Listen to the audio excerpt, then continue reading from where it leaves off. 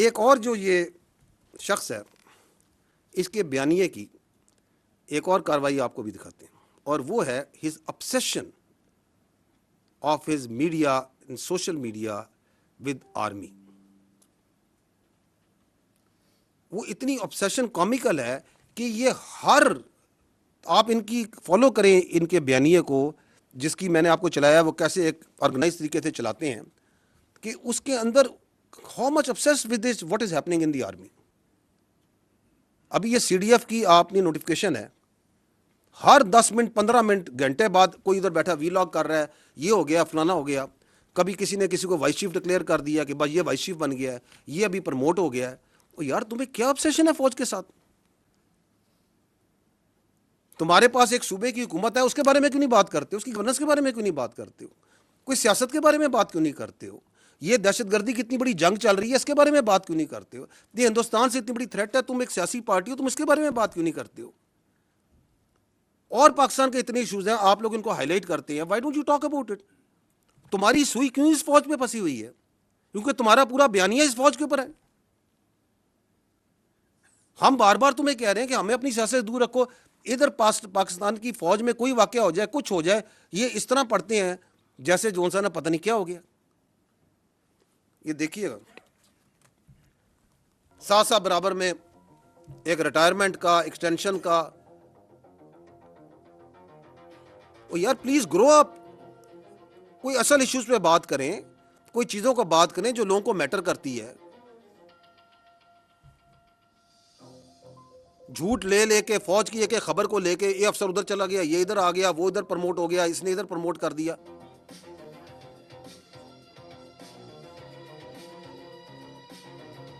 اچھا جی، یہ senior army افسر کے گھر پہ حملہ ہو گیا، ایک ریٹائرڈ افسر ہے ان کے گھر پہ حملہ ہو گیا. پتہ نہیں کہاں سے سوچتے ہیں، کہاں سے ان کے ذہنوں میں یہ خیالات آتے ہیں.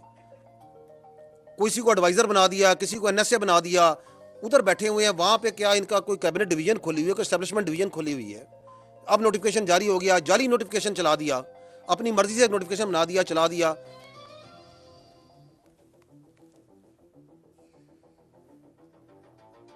جی، کسی کا دل چاہ تو کسی کو ایڈوائزر بنا دیا. فلانا یہ سوچ رہا ہے، یہ سوچ رہا ہے، اور تم ادھر بیٹھے ہوئے ہو. تمہیں کچھ پتا ہے کس کے الفاظ یہ بول رہا ہے؟ مجھے بتائیں کس پارٹی کے الفاظ بول رہا ہے؟ کس ڈیلوژن، کس نارسس، کس ذہنی مریض کے الفاظ بول رہا ہے؟ اور تواتر سے بول رہا ہے، کیونکہ ان کو سرو کر رہا ہے، ان کو اس کا فائدہ ہے.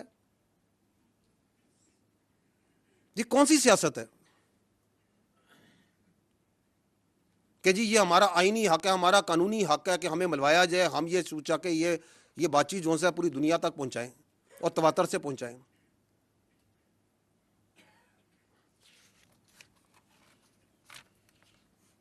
اچھا جی، اگلا ایک اور ان کا بیانیہ اینڈ ویری ریسنٹ، ابھی 3 دن پہلے دوبارہ رپیٹ کیا انہوں نے بڑے ذوق و شوق سے. وہ یہ ہے کہ خارجیوں سے بات چیت کریں، حملے نہ کریں، آپریشنز نہ کریں، انٹیلیجنس بیسڈ آپریشنز نہ کریں. اسپیس دی جائے خارج کو. افغانستان کے ساتھ جو پالیسی ہے، یہ جو فوج کی پالیسی ہے، جو ریاست کی پالیسی ہے، یہ غلط پالیسی ہے. میں پہلے بھی یہ بات کر چکا ہوں، سوال کر چکا ہوں. آپ مجھے بتائیں کہ اسٹیٹ کی جو سیکیورٹی ہے وہ سبلیٹ کی جا سکتی ہے؟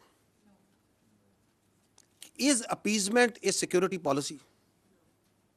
کیا پاکستان کی سیکیورٹی جو سی ہے وہ کابل کے رستے سے گرانٹ ہوگی؟ کیا دہلی گرانٹ کرے گا پاکستان کی سیکیورٹی کو؟ کیا 6 اور 7 مئی کو اگر ان کی منطق پہ چلیں، اس ذہنی مریض کی منطق پہ چلیں، تو یہ ذہنی مریض کی منطق کے مطابق تو 6 اور 7 مئی کو رات کو جب ہندوستان نے حملہ کیا، آپ کی مساجد پہ آپ کے بچوں کو شہید کیا، آپ کے مدارس پہ حملہ کیا، آپ کی خواتین کو شہید کیا، تو یہ ذہنی مریض ہوتا تو یہ تو کشکول لے کے بات چیت کے لیے چل پڑتا کہ بات چیت کرتے ہیں، مسئلے کو حل کرتے ہیں. کرتا یا نہ کرتا اگر اس کا بس چلتا؟ کیونکہ وہ آپ کے کیڈٹ کالج وانا پہ حملہ کرتے ہیں، آپ کے بچوں کو شہید کرنے کی کوشش کرتے ہیں. آپ کے بچے ہیں، پاکستان کے بچے ہیں، قبائل کے بچے ہیں. کرتے ہیں یا نہیں کرتے؟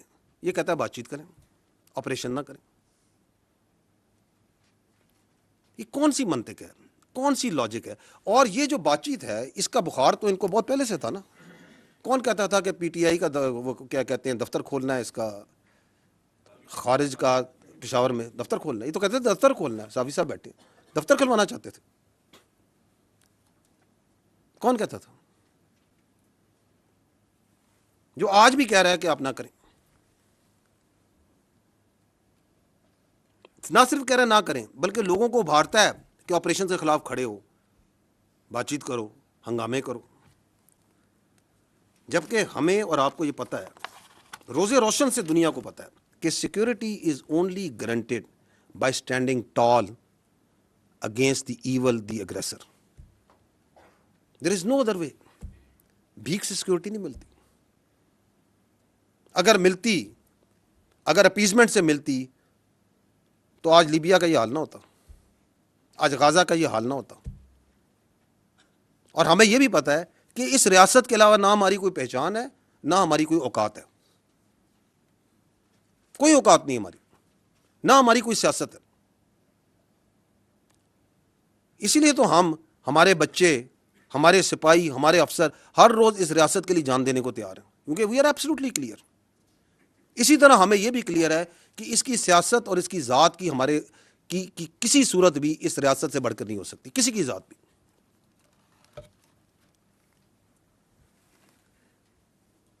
یہ کیوں کرتا ہے؟